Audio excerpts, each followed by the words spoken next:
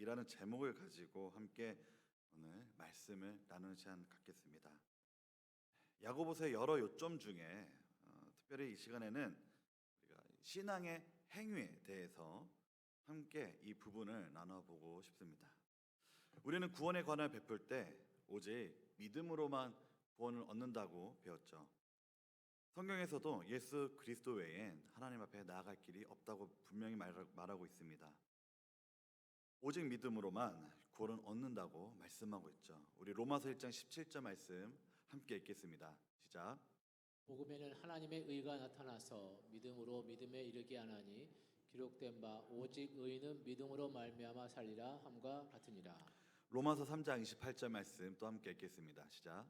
그러므로 사람이 의롭다 하심을 얻은 것은 율법의 행위에 있지 않고 믿음으로 되는 줄 우리가 인정하노라. 로마서 33장 30절 말씀 또 함께 읽겠습니다. 시작. 할례자도 믿음으로 말미암아 또한 무할례자도 믿음으로 말미암아 의롭다 하실 하나님은 한 분이시니라.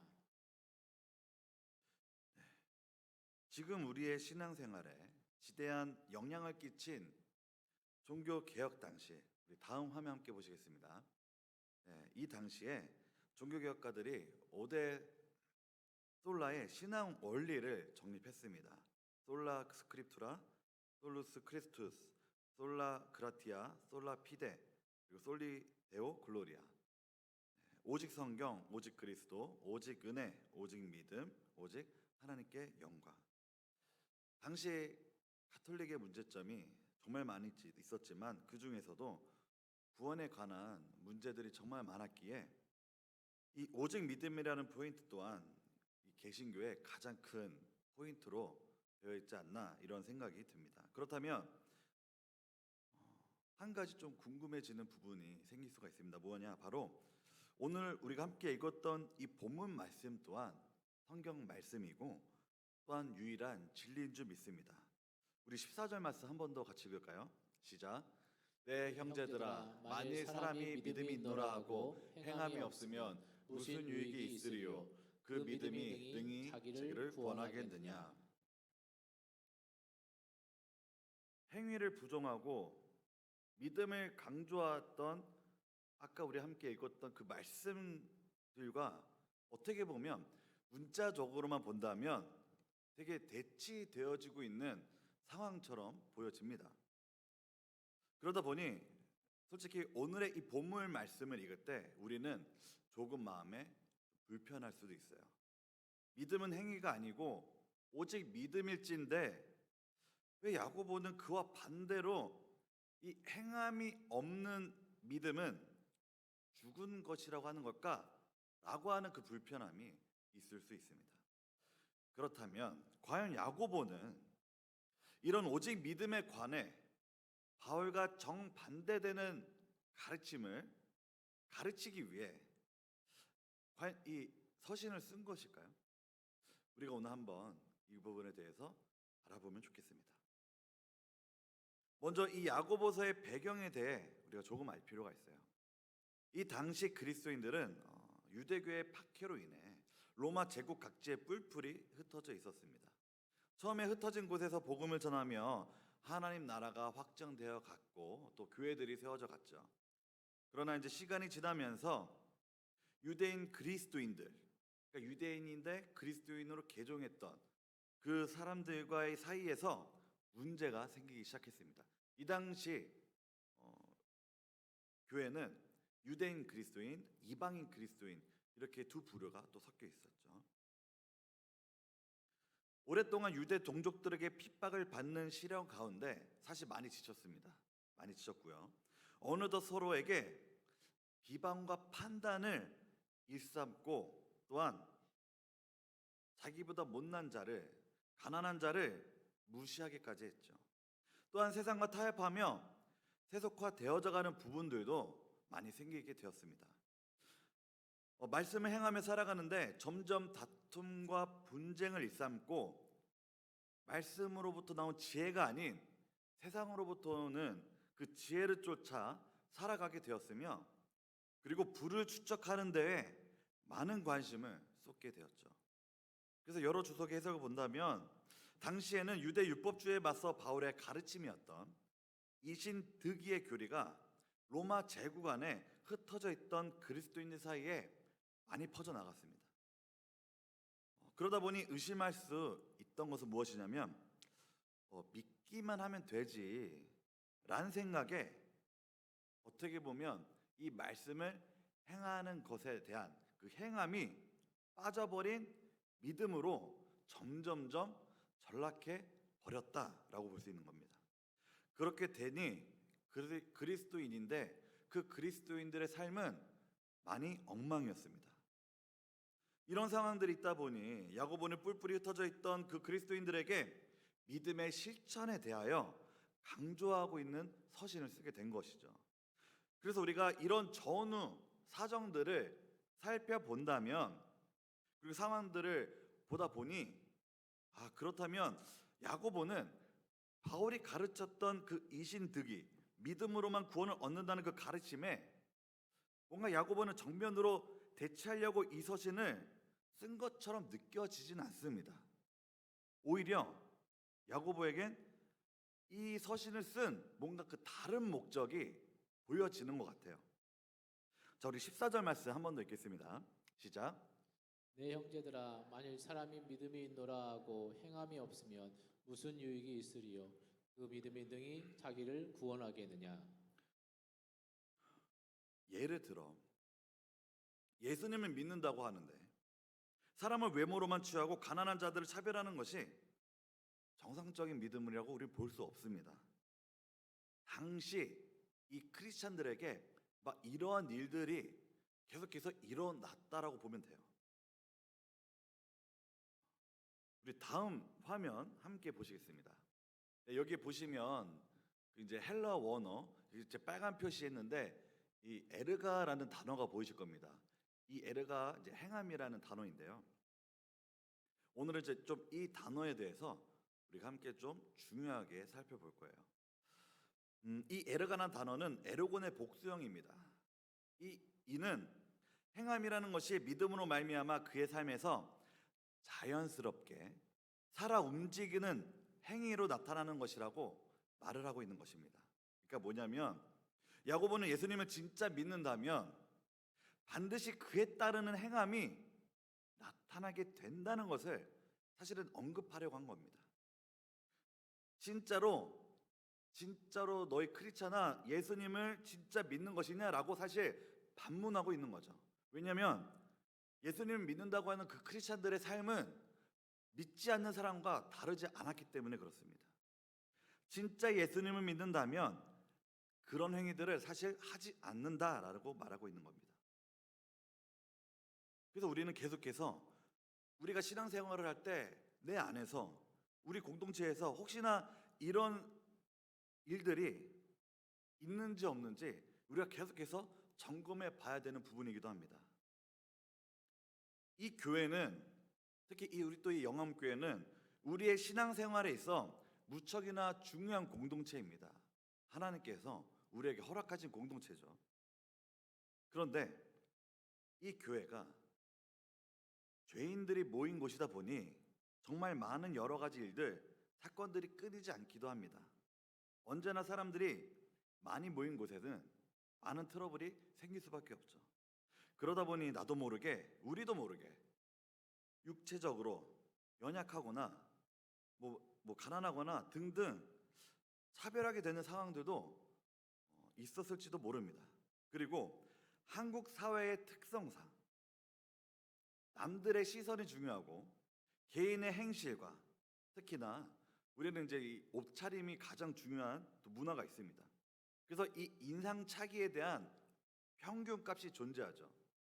그러다 보니 그 기준을 넘어가는 머리색을 염색한다든지 아니면 뭐 청바지를 쭉쭉 찢어져 입고 온다든지 하면 교회 와서 그게 뭐냐고 튀게 하지 말라고 혀를 차며 이야기도 하기도 했죠. 그러니까 뭔가 이제 그런 부분들이 사랑으로 품기보단 비판과 정죄 대상으로 바라봤던 옛날에 그런 우리 또 문화가 있었던 것 같습니다. 그래서 사실 우리는 이 보통의 평균값을 가지지 않는 자들에 대해 과연 우리는 얼만큼 포용할 수 있을지. 물론 죄는 미워해야죠. 죄는 죄라는 것에 대해서 우리는 가르치고 알려야 합니다. 그러나 그렇다고 해서 우리가 또한 그 사람을 미워할 수 있지 않을지는 우리가 계속 이런 것들을 함께 돌아볼 필요가 있을 것 같습니다. 그래서 사도 바울도 믿음을 강조해서 우리가 이 사도 바울이 행함에 대해서 어떻게 보면 이야기하고 있지 않는 것 같다라는 생각이 들 수도 있어요. 그러나 그렇지 않죠. 왜냐? 사도 바울도 믿음에는 행함이 동반되는 것을 아주 자연스럽게 우리에게 말씀하고 있는데요. 우리 데살로니가전서 1장 3절 말씀 함께 읽겠습니다. 시작. 너희의 믿음의 역사와 사랑의 수고와 우리 주 예수 그리스도에 대한 소망의 인내를 우리 하나님 아버지 앞에서 끊임없이 기억함이니.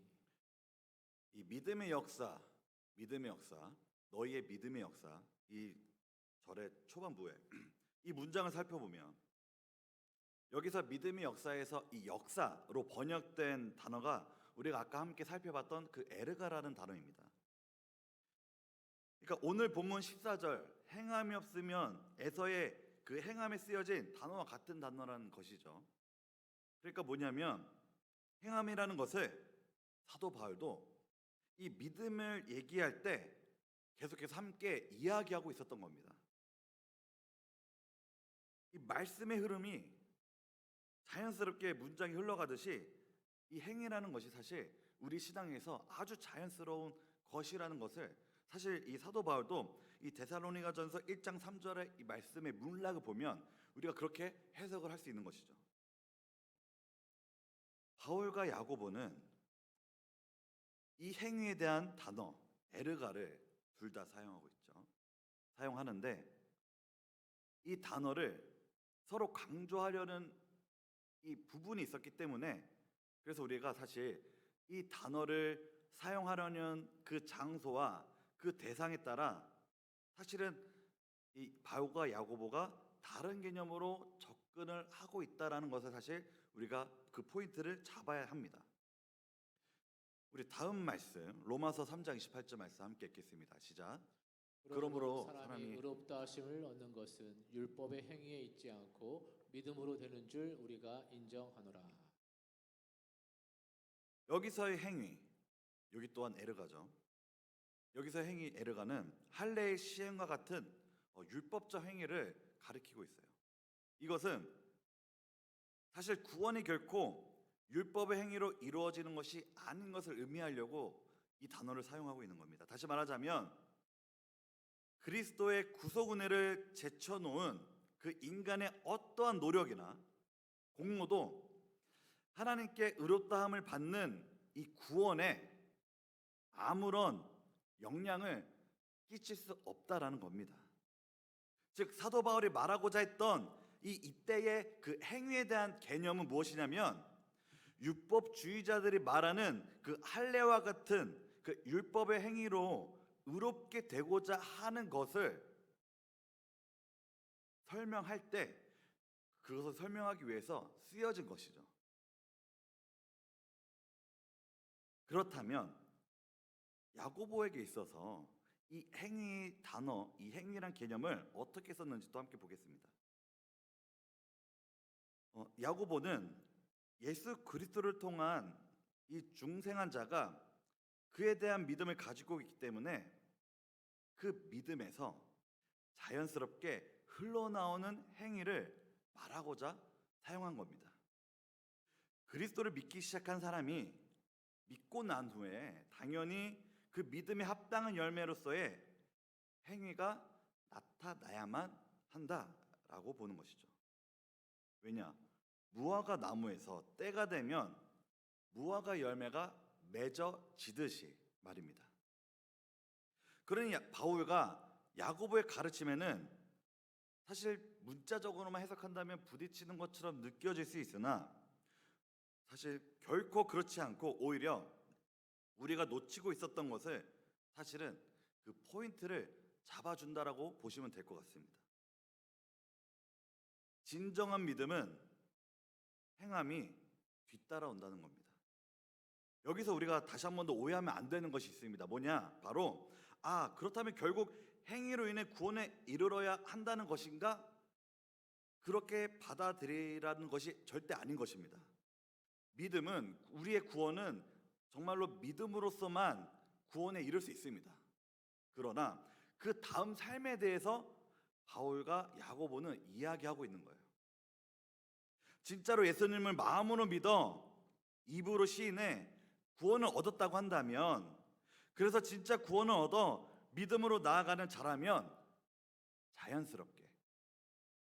자연스럽게 그 행위가 나타나는 것으로, 열매가 맺어지는 것으로 우리가 그것을 이해하고 바라봐야 한다는 겁니다. 우리가 여기서 잠깐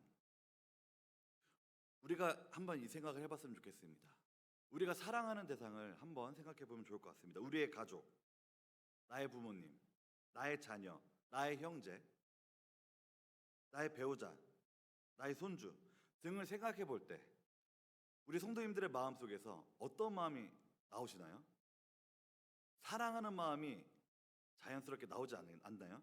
물론 이제 우리가 살다 보면 쉽지 않은 상황들도 있기 때문에 녹록하지 않은 관계가 생길 수도 있고, 그렇지만 보통 그냥 우리가 생각한다면, 우리가 가족을 생각할 때 특별히 사랑이라는 그 감정이 바로 생각날 겁니다. 그렇다면 우리가 그 사랑이라는 그 감정에 입각하여 우리 가족들에게 우리가 어떤 행동들을 하는지 돌아보면 우리가 좀 더 오늘의 이 본문에 대한 이 단어의 포인트를 조금 더 잘 이해할 수 있을 것 같아요. 뭐냐? 우리가 사랑하는 가족들을 어떻게 대하는지, 사랑하는 표현과 행동들이 사랑하는 표현으로 나오죠. 걱정하는 표현으로 나옵니다. 처음 보는 사람 대하듯 하지 않죠. 사랑하니 모십니다. 사랑하니 키웁니다. 사랑하니 함께 지냅니다. 그들을 향한 사랑의 열매가 바로 이렇게 우리 삶 속에서 맺어지는 것처럼, 그렇게 표현되어지는 것처럼, 우리 다음 사진 함께 보시겠습니다. 이렇게 자연스럽게 포도나무에 포도 열매가 맺어지는 것처럼, 사과나무에선 사과 열매가 자연스럽게 맺어지는 것처럼, 그것이 당연한 것처럼 말이죠.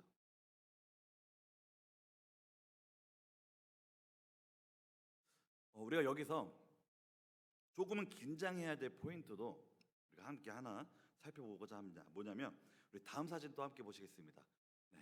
이 가지치기 하는 사진이죠. 포도나무에서 포도 열매가 더 이상 맺혀지지 않는다면, 사과나무에서 그 가지에서 사과 열매가 맺혀지지 않는다면, 우리 보통 가수원에서 가지치기를 합니다. 저도 이제 시골에서 살았던 터라 저희 어머니께서 가끔 가수원에 가지치기 알바하러 많이 다니셨던 기억이 나요. 가수원에서 항상 때에 따라 가지치기를 하죠. 그 가지치기를 하는 이유는 죽고 병들어서 열매를 맺지 못하는 가지는 처버림으로 인하여 이제 그 나머지 가지들이 더욱더 건강해져서 다시 한 번 더 열매들을 맺힐 수 있도록 도와주는, 바로 그것입니다. 그래야 열매가 잘 맺혀지기 때문에 가수원에서는 항상 가지치기를 진행합니다.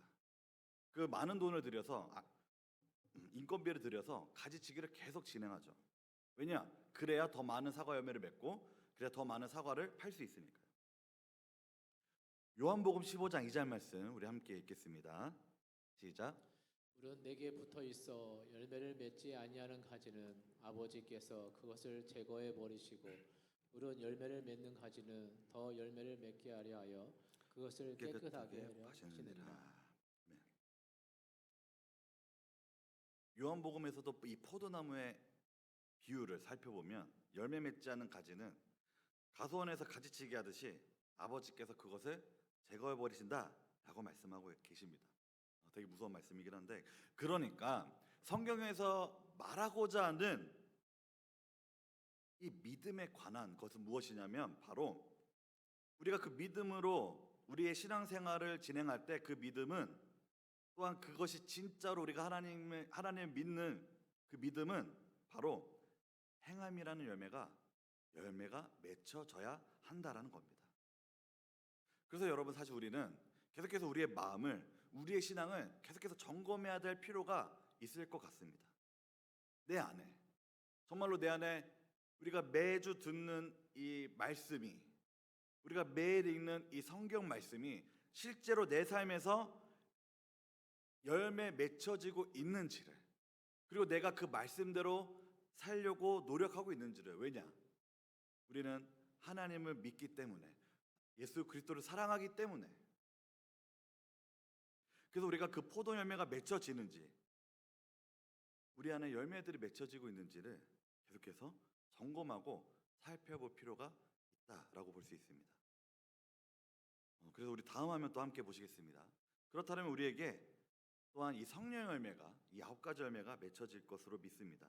사랑, 희락, 화평, 오래 참음, 자비, 양선, 충선, 온유, 절제. 우리 갈라디아서 5장 16절 말씀 우리 또 함께 읽겠습니다. 시작. 내가 이르노니 너희는 성령을 따라 행하라. 그리하면 육체의 욕심을 이루지 아니하리라. 바울 또한 이신득이를 로마서에서 이야기하고 있습니다. 그런데 왜 이신득이를 이야기했는가에 대한 그 배경을 우리가 안다면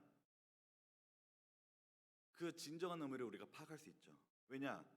그 당시에 자꾸 할례 같은 계속해서 율법의 행위들을 이야기하는 그래야 구원을 받는다라고 얘기하는 유대인들 때문에 사실 바울은 진정한 구원은 그렇게 얻는 것이 아닌 믿음으로써 구원이 얻어지는 것을 선포해야 했던 상황이었습니다. 그렇기 때문에 그 특수한 상황이 있었기 때문에 그 진정한 믿음은 무엇인지 계속해서 이제 바울은 그렇게 선포했던 것이고 그리고 그 믿음으로 말미암아 우리 크리스찬들의 삶은 바로 그 다음에 갈라디아의 말씀처럼 행하는 것, 성령을 따라 행하는 삶, 열매가 맺어지는 삶, 다 이어지고 있는 것이죠. 하나도 끊김없이 다 유기적으로 이어져 있는 겁니다. 이 말씀이 따로따로가 아니고 하나로 한 말씀으로 이어져 있는 겁니다. 그래서 결국 바울도 야고보도 사실 우리는 정말 이 두 사도가 같은 것을 이야기하고 있구나라고 우리가 받아들여야 하는 것이죠. 사실 이 얘기는 애초부터 구원을 어떻게 받아야 하는가에 대한 이야기가 아닌 바로 믿으면 행함은 자연스럽게 나와야 한다라는 것이다. 다음 사진 함께 보시겠습니다. 마지막으로 이렇게 포도나무에서 포도나무 열매가 맺혀지는 게 당연하듯이 구원을 위한 행위로서가 결코 아닙니다. 그것이 결코 아니에요. 우리는 어떤 행위를 해도 결코 구원을 이룰 수가 없습니다. 오직 예수 그리스도를 믿음으로 그 믿는 믿음으로만 하나님 앞에 구원을 얻을 수 있죠.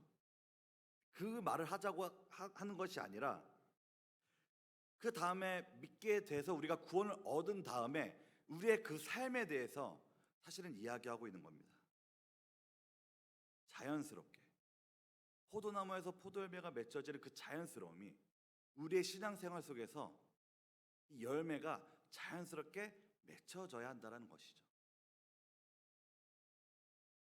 우리의 신앙이 그리고 우리의 믿음이 이 말씀대로 믿으며 살아갈 때 그 말씀대로 행하며 열매 맺으며 살아갈 수 있기를 우리가 그것을 한 걸음 한 걸음 주 예수와 동행하며 그렇게 살아낼 수 있기를 축복합니다.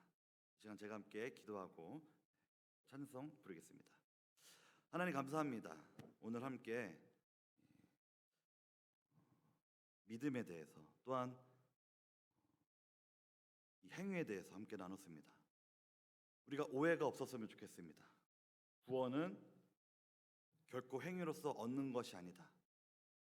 오직 믿음으로써 얻는 것이다.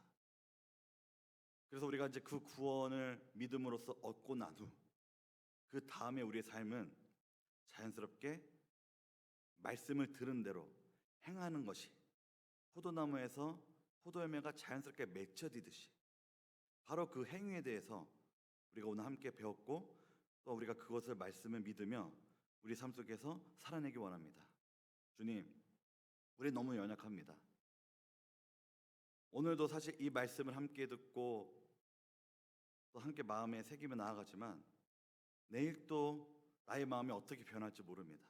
그러니 주님, 이 말씀을 가지고 계속해서 우리가 내 삶을 돌아보며 점검하며 계속해서 깨어 주의 말씀을 믿으며 나아갈 수 있도록, 그래서 그 행위가 행동들이 삶의 열매들이 주의 말씀대로 맺어질 수 있는 삶을 우리가 살아낼 수 있도록 주님 함께해 주시옵소서. 감사합니다. 주님, 예수님의 이름으로 기도드립니다. 아멘.